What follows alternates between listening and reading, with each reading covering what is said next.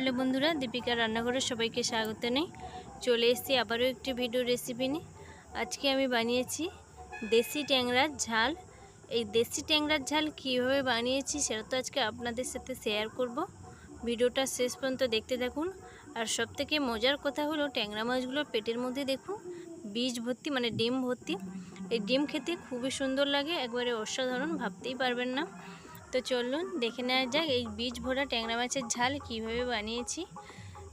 এখানে দেখুন বেশ বড় বড় সাইজের কয়েকটা ট্যাংরা মাছ আমি নিয়ে নিয়েছি। ট্যাংরা মাছগুলো দেখুন বেশ বড় বড় সাইজের। এরপর আমি ট্যাংরা মাছের মধ্যে লবণ হলুদ মাখিয়ে নেব। ট্যাংরা মাছের মধ্যে লবণ হলুদটা মাখিয়ে নিয়েছি। আর এখানে একটা কড়াইয়ের মধ্যে আমি দেখুন তেল গরম করে নিয়েছি। এরপর আমি মাছগুলোকে ভেজে নেব।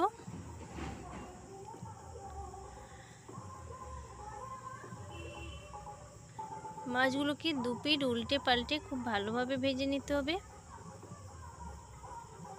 দেখুন বন্ধুরা, ট্যাংরা মাছের পেটের মধ্যে ডিমগুলো, আর এই ডিম খেতে অসাধারণ লাগে। যেহেতু এগুলো দেশি ট্যাংরা, তার জন্য এই ট্যাংরা মাছের স্বাদটা অনেক বেশি হয়।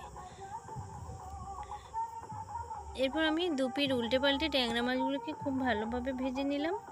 ট্যাংরা মাছগুলো ভাজা হয়ে গেছে, তুলে নেব। ট্যাংরা মাছগুলোকে তুলে নিলাম। বাদবাকি ট্যাংরা মাছগুলো ওই একইভাবে আমি ভেজে নেব।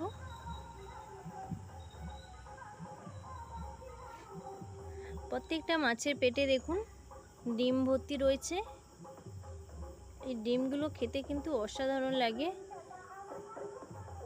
এইভাবে বাদবাকি মাছগুলোও ভেজে নিলাম।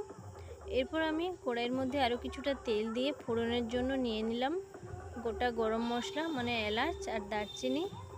দিয়ে দিলাম একটা তেজপাতা, একটা শুকনো লঙ্কা চিড়ে দিয়ে দিলাম। এগুলো থেকে সুন্দর ভাজা গন্ধ ছাড়লে কেটে রাখা পেঁয়াজ দিয়ে দেব।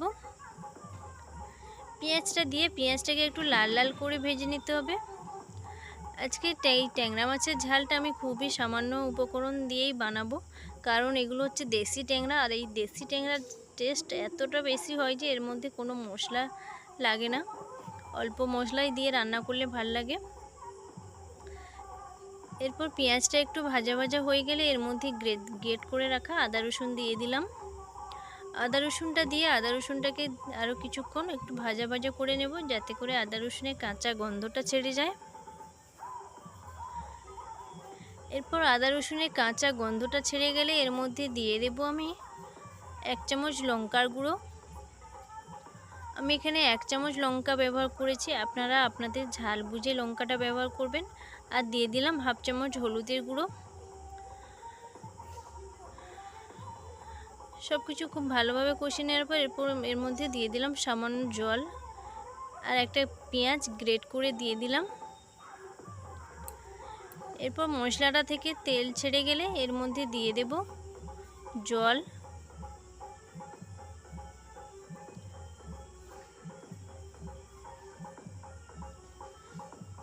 জল দিয়ে এর মধ্যে দিয়ে দেব স্বাদ অনুযায়ী লবণ। লবণটা দিয়ে রান্নাটা ফুটার অবধি অপেক্ষা করব।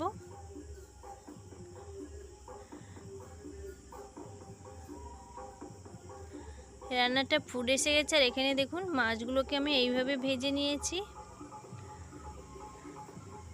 এরপর এই ভাজা মাছগুলো আমি দিয়ে দেব।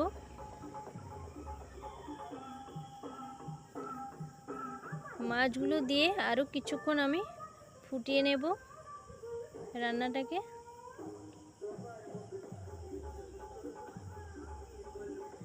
মাছগুলো দিয়ে আরও কিছুক্ষণ আমি ফুটিয়ে নিয়েছি। এরপর এর মধ্যে দিয়ে দিতে হবে, এর মধ্যে আমি দিয়ে দেব সামান্য একটু চিনি। আপনারা চিনিটা স্কিপ করেও দিতে পারেন, সেটা আপনাদের ইচ্ছে। এর মধ্যে আমি সামান্য একটু চিনি দিয়ে দিলাম, আর দিয়ে দিলাম গরম মশলা। চিনি আর গরম মশলাটা দিয়ে একটু হালকা হাতে নেড়ে নিতে হবে।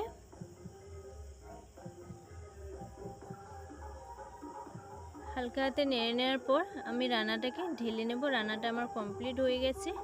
একটা পাত্রের মধ্যে ঢেলে নিলাম।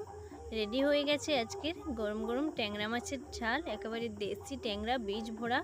দেখতেই পাচ্ছেন কতটা সুন্দর হয়েছে।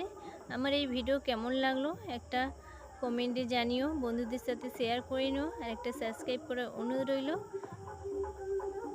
দেখুন বন্ধুরা, মাছের পেটের ডিমগুলো দেখতে কতটা সুন্দর লাগছে।